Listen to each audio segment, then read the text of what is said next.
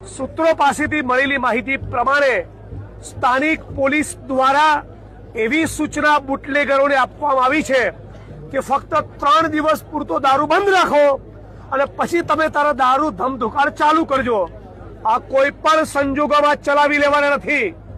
અહીંના જિલ્લા પોલીસ વડા અને સંબંધિત એસપી ને કહીએ છીએ, 1 અઠવાડિયાની અંદર બધું જડબે સલાક બંધ કરાવી દેજો।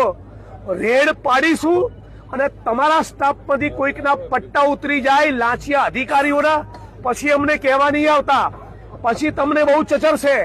કોંગ્રેસ પાર્ટીના હેલ્પલાઇન ઉપર છોટા ઉદેપુરમાં ચાલી રહેલા દારૂ જુગારના અડ્ડાની માહિતી રોજ અમારા સુધી પહોંચી રહી છે। બાઇક અને કાઇનેટિક એક્ટિવા ઉપર મધ્યપ્રદેશથી યુવાનો દારૂની હેરફેર કરવા માટે મજબૂર બન્યા છે। આ બધાથી અમે અવગત છીએ।